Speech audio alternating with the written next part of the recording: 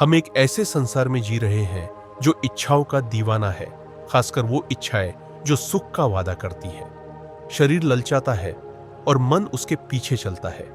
लेकिन क्या आपने कभी गौर किया है कि जैसे ही सुख अपनी चरम सीमा पर पहुंचता है, एक अजीब सी खालीपन पीछे रह जाती है, एक डरावनी सी शांति, जैसे आत्मा जानती हो उसे फिर से धोखा दिया गया। वासना हमें एक झूठा वादा बेचती है। अगर मुझे ये शरीर मिल जाए, ये अनुभव मिल जाए, ये पल मिल जाए, तो मैं पूर्ण हो जाऊंगा। लेकिन वो अनुभूति कभी टिकती नहीं और इसलिए हम फिर दौड़ते हैं, फिर से, बार बार, एक ऐसा चक्र जिसका कोई अंत नहीं। हजारों साल पहले दार्शनिक प्लेटो ने इस भ्रम की चेतावनी दी थी। उन्होंने एरोस नाम की एक शक्ति का वर्णन किया, एक गहरी भीतरी प्यास। लेकिन एरोस सिर्फ सेक्स के बारे में नहीं था, यह एक आध्यात्मिक भूख थी, कुछ शाश्वत की ओर लौटने की तड़प, सौंदर्य की ओर, सत्य की ओर, ईश्वर की ओर। लेकिन आधुनिक वासना इस स्पेस को विकृत कर देती है। शाश्वत को खोजने की जगह हम पवित्र को सिर्फ त्वचा तक सीमित कर देते हैं। आत्मा की पूर्णता की भूख अहंकार की उत्तेजना की भूख बन जाती है और इस विकृति में हम अपना रास्ता खो देते हैं, क्योंकि वासना कभी भी वास्तव में संतुष्टि नहीं दे सकती। ये केवल इंद्रियों को उत्तेजित करती है, लेकिन आत्मा को कभी नहीं छू सकती। ये शरीर को जगाती है, लेकिन दिल को कभी नहीं भरती। ये एक मृग तृष्णा है, रेगिस्तान का धोखा। तुम एक नखलिस्तान को देखते हो, उसकी ओर दौड़ते हो, लेकिन जब वहां पहुंचते हो वो गायब हो जाता है और तुम अब भी प्यासे हो।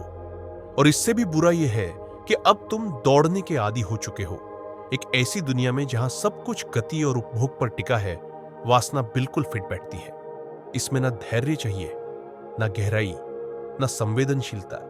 लेकिन सबसे बड़ी त्रासदी यह है कि जितना ज्यादा हम वासना को पोषित करते हैं, उतना ही ज्यादा हम भूलते जाते हैं कि वास्तविक पूर्णता का एहसास कैसा होता है। क्योंकि सच्ची पूर्णता शांत होती है, स्थिर, पवित्र। वो वासना की तरह गरजती नहीं, वो शांति की तरह फुसफुसाती है। वासना सिर्फ एक भावना नहीं है, ये एक जैव रासायनिक तूफान है, एक सटीक रूप से जुड़ा हुआ संकेतों, हार्मोनों और आदिम प्रवृत्तियों का क्रम जो हमारे मस्तिष्क की गहराइयों में प्रोग्राम किया गया है। जब आप उस अचानक उठने वाली उत्तेजना को महसूस करते हैं, वो चुंबकीय आकर्षण जो आपको खींच ले जाता है, तो वो कोई जादू नहीं है, वो है डोपामिन। डोपामिन को मस्तिष्क का इनाम देने वाला रसायन कहा जाता है। ये तब नहीं निकलता जब आपको सुख की प्राप्ति होती है, बल्कि तब निकलता है जब आप उसकी उम्मीद करते हैं। ये संतोष पर इनाम नहीं देता, ये पीछा करने पर इनाम देता है। यही कारण है कि वासना इतनी नशे जैसी लगती है, क्योंकि ये प्रेम के बारे में नहीं है, ये है नवीनता के बारे में। नया, अनजाना, वर्जित। हर एक स्वाइप, हर एक छवि, हर एक छेड़छाड़ एक हल्की सी उत्तेजना पैदा करती है, एक न्यूरोलॉजिकल झटका, और आपका मस्तिष्क ऐसे चमक उठता है जैसे किसी नशेड़ी का मस्तिष्क ड्रग्स पर प्रतिक्रिया करता है। बिल्कुल वैसा ही। वास्तव में एमआरआई स्कैन दिखाते हैं कि मस्तिष्क सेक्सुअल उत्तेजना पर वैसे ही प्रतिक्रिया करता है जैसे वो कोकीन पर करता है। तो फिर समय के साथ क्या होता है? मस्तिष्क इसकी आदत डाल लेता है। अब उसे वही उत्तेजना महसूस करने के लिए और ज्यादा स्टिम्युलेशन चाहिए, ज्यादा तीव्रता, ज्यादा विविधता और ज्यादा जोखिम। यही से शुरू होती है लत, सेक्स की नहीं बल्कि डोपामिन की। और इस लत के गंभीर परिणाम होते हैं, क्योंकि हर बार जब आप तात्कालिक सुख का पीछा करते हैं, आप अपने मस्तिष्क को सिखा रहे होते हैं कि वो तुरंत मिलने वाले इनाम को चुने, न कि दीर्घकालिक शांति को। फोकस खो जाता है, शांति असहनीय लगने लगती है, गहरा प्रेम अब उबाऊ लगता है, अनुशासन मौत जैसा लगता है। और ये सब कोई संयोग नहीं है। बिग टेक, विज्ञापन कंपनियां और यहां तक कि एडल्ट कंटेंट इंडस्ट्री, इन्होंने आपकी जैविक प्रणाली को हथियार बना लिया है। उन्हें पता है आपकी बायोलॉजी कैसे काम करती है और उन्हें पता है इसे कैसे हाईजैक करना है। वे नहीं चाहते कि आप रुके, वे चाहते हैं कि आप स्क्रॉल करते रहें। वे नहीं चाहते कि आप संतुष्ट हो, वे चाहते हैं कि आप आदी बने। जितना ज्यादा आपका मस्तिष्क सुख की लत में फंसा होता है, उतना ही कठिन हो जाता है सच्चा आनंद महसूस करना। और आनंद ही वो है जो जीवन को वास्तव में जीने लायक बनाता है। क्योंकि सुख तो एक क्षणिक पलायन है, लेकिन आनंद एक स्थिति है, एक अस्तित्व की अवस्था। और वो अवस्था तभी आती है जब मन के ना क्रेविंग से मुक्त होता है। अगर आप अपने अंदर बिखरे हुए हैं, बेचैन हैं, या बार बार किसी नई उत्तेजना की तलाश में भाग रहे हैं, तो यह आपकी गलती नहीं है, यह है आपकी वायरिंग। लेकिन अच्छी खबर यह है, वायरिंग बदली जा सकती है, और वहीं से शुरू होता है जागरूकता का मार्ग। वासना को अक्सर केवल सुख की खोज के रूप में समझा जाता है, लेकिन अगर आप गहराई से देखें तो पाएंगे कि यह बहुत कम बार केवल शरीर के बारे में होती है। असल में यह अक्सर उस चीज के बारे में होती है जिससे हम भाग रहे होते हैं। बहुत सी वासना भरी इच्छाओं के पीछे छिपा होता है एक मौन दुख, अकेलेपन का डर, एक ऐसी खालीपन जिसे हम शब्दों में नहीं समझा सकते, या एक ऐसी गहराई वाली ऊब जो हमारी पहचान को ही डगमगाने लगती है। ऐसे पलों में वासना एक ध्यान भटकाने वाला माध्यम बन जाती है, यह हमारे दर्द को कल्पनाओं के पर्दे से ढक देती है, यह मौन को उत्तेजना से बदल देती है, और हमें यह यकीन दिलाती है कि हम चाहे जा रहे हैं, वांछित है, भले ही बस एक क्षण के लिए। कार्ल जुंग का मानना था कि हमारा अधिकतर व्यवहार उन हिस्सों से संचालित होता है जिन्हें हमने अपने भीतर अस्वीकार कर दिया है, जिन्हें वह शैडो यानी छाया कहते हैं। इस छाया में छुपे होते हैं हमारे डर, गिल्ट, शर्म और अक्सर हमारी दबी हुई इच्छाएं।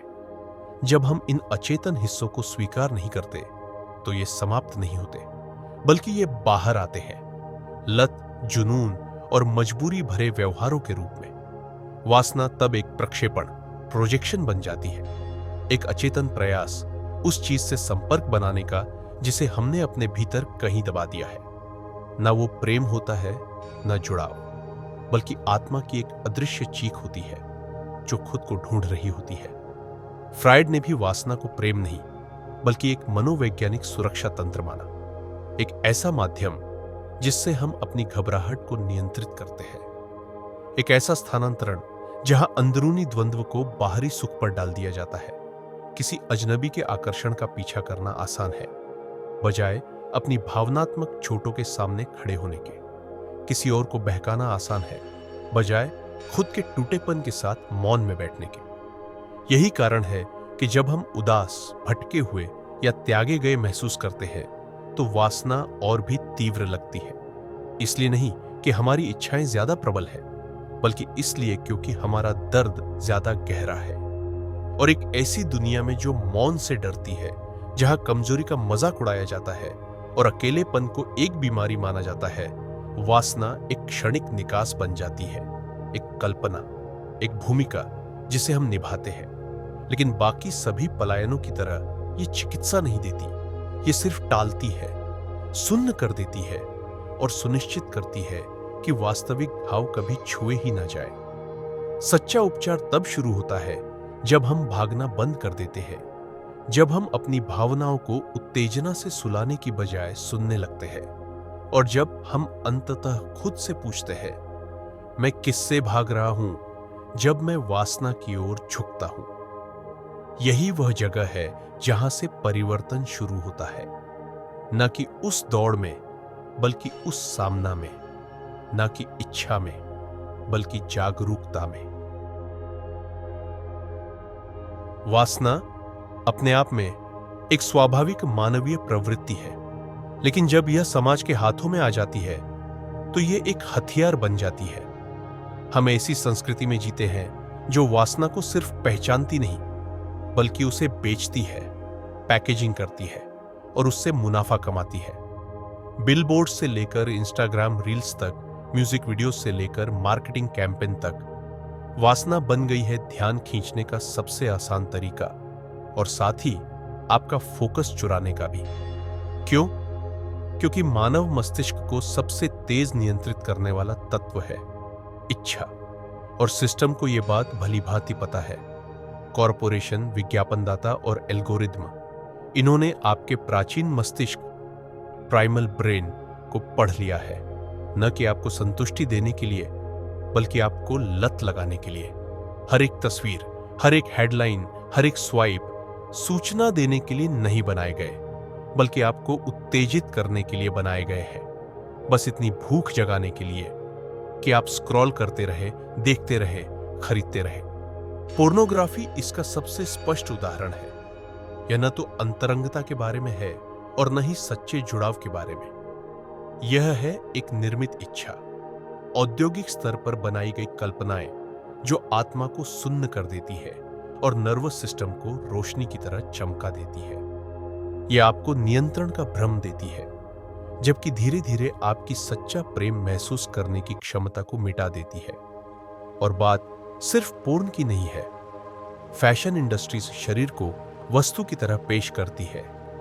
स्ट्रीमिंग प्लेटफॉर्म्स वासना से भरे थंबनेल का उपयोग करते हैं। सोशल मीडिया इन्फ्लुएंसर्स ने सेडक्शन को ब्रांड रणनीति बना दिया है। आप ग्राहक नहीं हैं, आप ही उत्पाद हैं। आपका ध्यान, आपकी चाहत, आपका अकेलापन, अब ये सब बाजार में बिकने वाली चीजें बन चुके हैं। और सबसे दुखद बात, जैसे जैसे समाज हर चीज को यौनिकता से भरता जा रहा है, वैसे वैसे उसका अर्थ खोता जा रहा है। पवित्रता अब सतही बन गई है। प्रेम अब वासना में बदल गया है। अंतरंगता अब एक प्रदर्शन बनकर रह गई है। और जितना ज्यादा हम उपभोग करते हैं, उतना ही कम महसूस करते हैं। यह कोई संयोग नहीं है, यह एक नियंत्रण की रणनीति है। क्योंकि एक आदमी जो सुख का आदी है, उसे नियंत्रित करना बहुत आसान है। वह विरोध नहीं करेगा, वह आत्मनिरीक्षण नहीं करेगा, वह जागेगा नहीं, वह आज्ञाकारी बना रहेगा, वह परछाइयों का पीछा करता रहेगा, जबकि अपनी आत्मा को भूलता रहेगा। एक भटका हुआ समाज एक चुप समाज बन जाता है। और जब वासना को बार बार उकसाया जाता है, तो मैसेज जागृति की शक्ति खो बैठती है। वे उत्तेजना चाहते हैं, लेकिन परिवर्तन के लिए बहुत थके हुए होते हैं। लेकिन यहां एक सच्चाई है जो वे नहीं चाहते कि आप जाने। आपकी इच्छा पवित्र है, आपकी ऊर्जा शक्तिशाली है। और जब यह ऊर्जा कॉरपोरेशन और स्क्रीन से मुक्त हो जाती है, तब इसे पुनः प्राप्त, पुनः निर्देशित और परिवर्तित किया जा सकता है।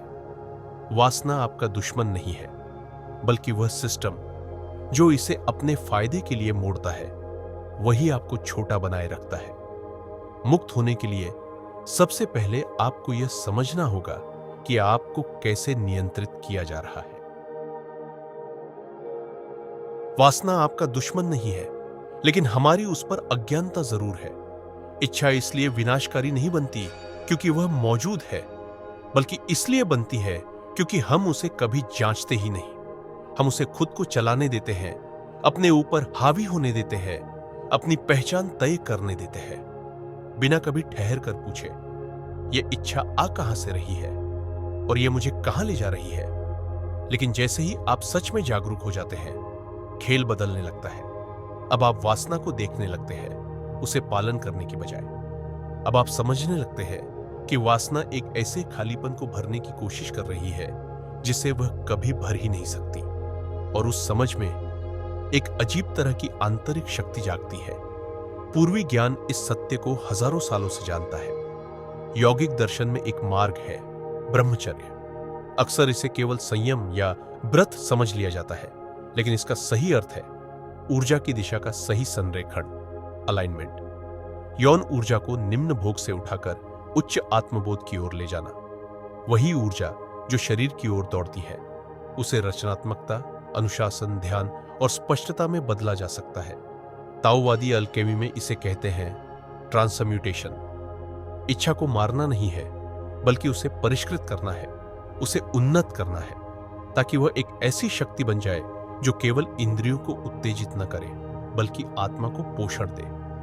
यहां तक कि आधुनिक मनोविज्ञान भी यही कहता है, जो आप दबाते हैं वह और शक्तिशाली बनता है, लेकिन जिसे आप निर्णय के बिना देख पाते हैं, वह अपनी पकड़ खो देता है। जब आप वासना को एक संकेत की तरह देखने लगते हैं, कोई आदेश नहीं, तो वह अपनी तानाशाही खो देती है और उस जागरूकता की जगह में आप अपनी स्वतंत्रता को वापस पा लेते हैं, क्योंकि अनुशासन कोई सजा नहीं है, वह तो एक प्रेम का रूप है आपके भविष्य के स्वयं के लिए। और माइंडफुलनेस कोई दमन नहीं है, वह है आपकी इच्छा को प्रकाश देना, वह मशाल जो दिखाती है कि आप कहां कहां गुलाम बने हुए थे। जागरूकता के माध्यम से वासना आपकी गुरु बन सकती है, वह आपकी भूख दिखाती है, वह आपके घाव उजागर करती है, और अगर आप तैयार हैं तो वह आपको मुक्ति की ओर मार्गदर्शन करती है। अंत में लड़ाई आप और इच्छा के बीच नहीं है, बल्कि जागरूकता और अचेतनता के बीच है। आप कमजोर नहीं हैं क्योंकि आप वासना महसूस करते हैं, आप बस भटके हुए हैं जब आप उसे अपने जीवन का नेता बना देते हैं। लेकिन सच्ची जमीनी जागरूकता यह ताकत रखती है कि वह सबसे आदिम इच्छाओं को भी एक गहरी आत्मबोध की अवस्था में बदल दे। इसलिए अगली बार जब इच्छा उठे, मत भागिए, मत डूबिए, देखिए, सांस लीजिए, उसे गुजर जाने दीजिए, और उस क्षण में आप अब गुलाम नहीं रहे, आप बन रहे हैं स्वयं के राजा। अगर इस विचार ने आपके भीतर कुछ हिला दिया है, अगर आप गहराई में उतरने के लिए तैयार हैं, अपने शेडो का सामना करने के लिए तैयार है और माया से ऊपर उठने के लिए तत्पर है, तो लाइक, शेयर और सब्सक्राइब करें मेटाफिजिक्स डायरी को, क्योंकि यहां हम सत्य से भागते नहीं हैं, हम उसके बीच से गुजरते हैं एक साथ।